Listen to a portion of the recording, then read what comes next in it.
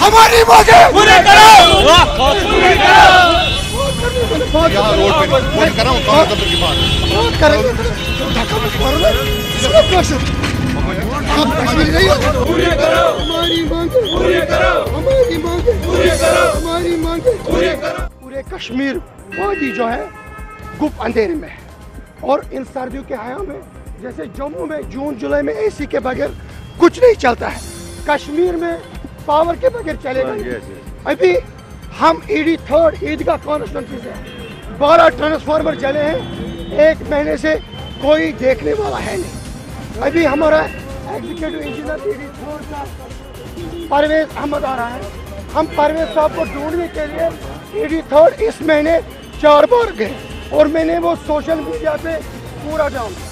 और इन्होंने जब हम अब ढूंढते हमने कहा अब हम चीफ मैडम के पास जाएंगे, क्योंकि डीसी साहब ने भी 4 बार उनको फोन किया, कहा इनका मसला हल करो। ये जो अनशेड्यूल्ड पावर कट है धनमर, संगम, बड़ी वुडर, गुजरबल, नूरबाग, पूरे ईदगाह में डाउनटाउन में सौतेली माँ का सलूक किया जा रहा है और एक्शन कह रहा है हमें आप यहाँ से दफा जाओ, बाहर जाओ, और इस बुजुर्ग को धक्का मारा और खुद कह रहा है मैं बेमिना में ड्यूटी में हूँ।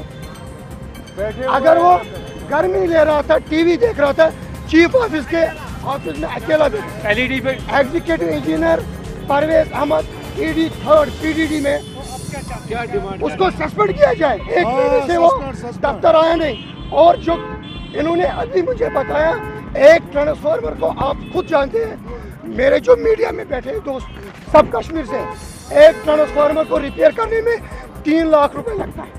अगर ये 4 बार 1 महीने में चल गया तो बहुत खर्चा हो रहा है।